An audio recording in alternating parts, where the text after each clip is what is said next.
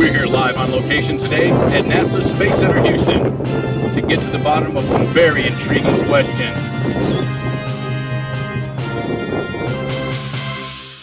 Believe it or not, a handful of folks out there still believe, just like in Galileo's times, that our globe is actually flat and not a globe at all. Furthermore, they believe that we've never left this flat Earth, never been to the moon, and we've never even been to space. They believe this in the face of the well-documented existence of America's, Canada's, Japan's, Russia's, China's, and 22 other countries' space agencies. How do the flat earthers explain the existence of all of these various countries' space programs?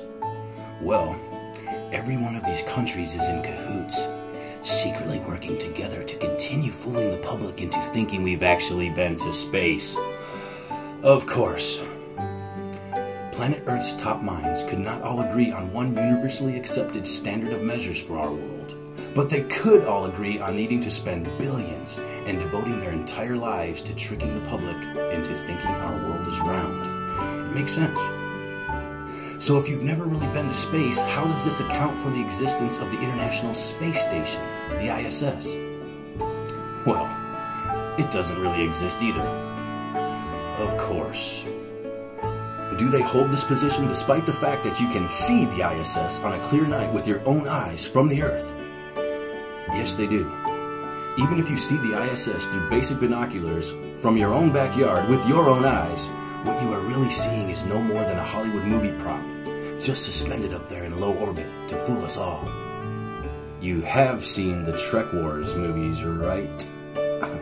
No nation on Earth has ever left Earth. All satellites, space shuttles, rockets, rovers, and space centers in existence either do not really exist or are all fake props.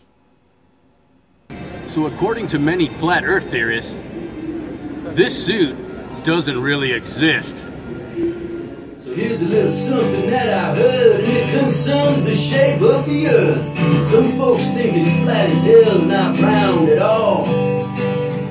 But every time I look out at space, the answer's right there in my face. Everything out there's shaped just like a ball. Flat Earth theory, well, can't you see? It only proves some folks out there are more dumb than me.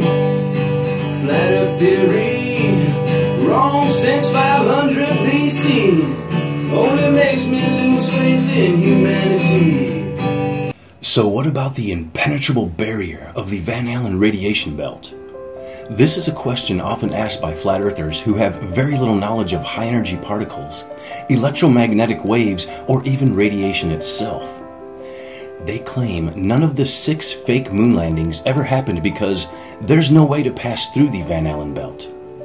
Well, radiation may be impenetrable by our naked human body, but not by our body of scientific knowledge. Just as deep oceans are an impenetrable barrier for our naked human body, but not for our body of scientific knowledge. We work in, play in, and explore the oceans every day. Whether this was once thought impossible or not, does not matter. So you're telling me these socks are approved by NASA? Yes, sir. They most definitely are.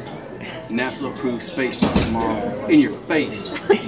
So anyone who truly believes that our planet is flat has to realize that our sun is spherical, as well as every other visible star, and our moon, and every other planet and all of their moons. Basically, every heavenly body and planet in the observable universe, for as far as we can see, is spherically shaped. But for whatever reason, or lack thereof, our planet is flat. The truth is, when any matter is condensed down to its most economical, compact, natural form, the resulting form is a round sphere, not a flat disk, a round sphere. Any child who has ever rolled up clay or made a snowman or rolled a snowball downhill understands this very simple truth. However, let's assume that the modern, globally accepted knowledge of Earth and science is all wrong, and the classic Dark Ages knowledge of Earth is far more accurate. Woo-hoo! How then do the oceans, which we can all agree exist, keep from pouring out over the edge of the flat Earth? Well, there's a gigantic ice wall that holds the water in. And don't let the fact that this ice wall has never ever, in any kind of weather, been photographed, documented, or even reported by any of the countless military, commercial, or private flights that have flown since the time of the Wright brothers get in the way of its existence. It's there. And if it wasn't, all of the oceans would have drained out by now. Sounds legit. Before we came here, we were told that NASA would lie to us. They'd try to make us believe all of their devious space-talking nonsense. I was told that I would be shown all kinds of fake photos, videos, space props, and other forgeries. However, after witnessing all of these advances in engineering and robotics for myself, and getting the opportunity to touch some of these enormous feats of technology up close and in person, I find it insanely difficult to believe that every acre of this incredible campus is all here to support the elaborate global hoaxes that we are actually exploring space and our Earth is round. Rather than challenging long-established realities like fire is hot and water is wet, why wouldn't we focus on something more useful, like sustainable alternative energies or ending world hunger? Instead of arguing over what shape our world is, why not do something more positive, like make this world a better place?